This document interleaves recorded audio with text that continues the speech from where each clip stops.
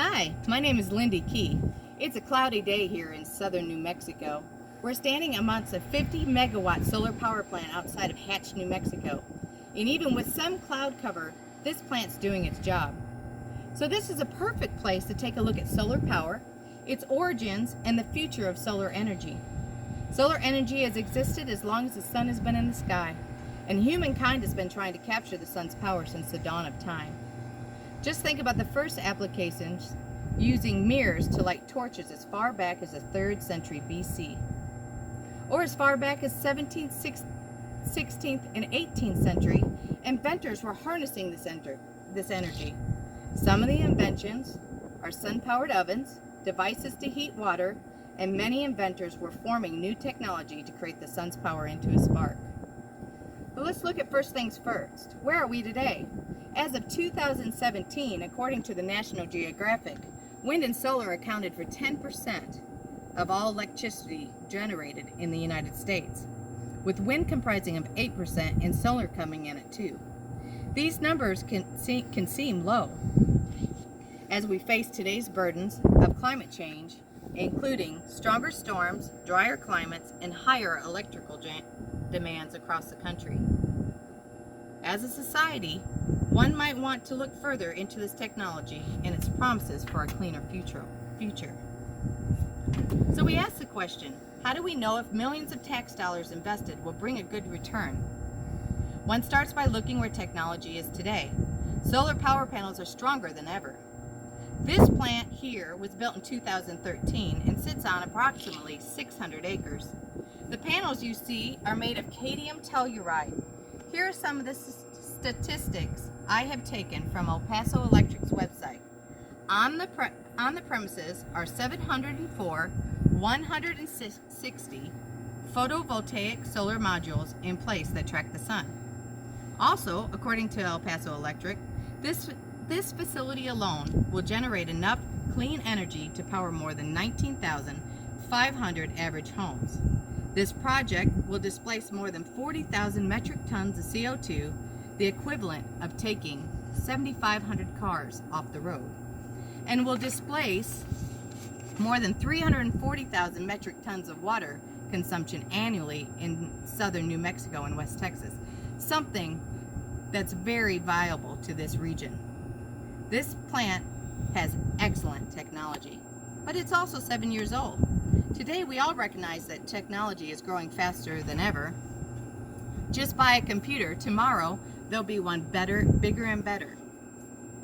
Technology of solar power is no different. We will discuss some cutting-edge new developments in solar panel in a minute, but now let's talk about solar storage. Remember, solar has limitations.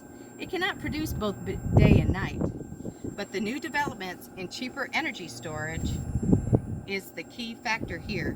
A plant like this could store energy for peak usage times, putting it out for consumption when it's needed.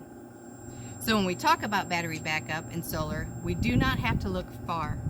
Just across the state line to our neighboring state of Texas is Upton County Solar 2 power plant. It produces 130 megawatts. That is almost 3 times the size of Macho Springs and the plant we are standing on right now. Upton County Solar 2 power plant was built in 2017 and will have the largest lithium battery backup system, a 10 megawatt, 42 megawatt hour lithium ion battery. What does that mean for us as a consumer, a person hoping for a better tomorrow? Without a battery backup, many times at peak sun times, the inverters like you see here can't change all the electricity from DC to AC. It can't handle the load. So the power is clipped. The power industry calls this loss of energy clipped energy. Utilizing backup battery firms up the capacity delivered by all solar plants. I couldn't find the statistics of homes that will benefit from the plant in Texas, so I used El Paso Electric's guidelines. Upton County 2 produces enough electricity for 60,000 homes. Because of this clean energy, 120 tons of CO2 pollution won't go into the air, and over 1 million metric tons of water consumption will be saved yearly. But that said, some of these numbers look so promising. and some still show its limitations. So we can see it's necessary for other resources to supply our high demands of energy needs today. Let's look at what tomorrow will bring. The future of solar technology is right around the corner. It's so fast-paced. 2 years ago, nanotechnology was formed, and these new panels can absorb 90% of sunlight, creating panels that exceed what you see here on this site at Macho Springs, and will be a valuable asset for both residential or industrial use. But the newest findings in solar energy was this year, 2018, and according to the article in Science Daily, the University of British Columbia researchers have found a cheap, sustainable way to build solar cells using bacteria that converts light to energy.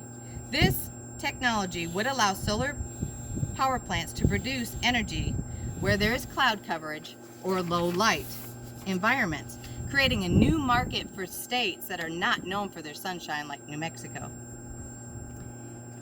Finally, we have taken a look at both solar limitations and the enlargement solar provides for us all. It's up to all of us to decide whether this advancement has its worth and should grow.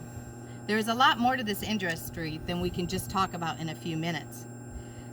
Some of the things that are needed is smarter grid system, more battery backup, and of course, humankind's imagination when it comes to harnessing the closest star to us to make a brighter tomorrow. Thank you.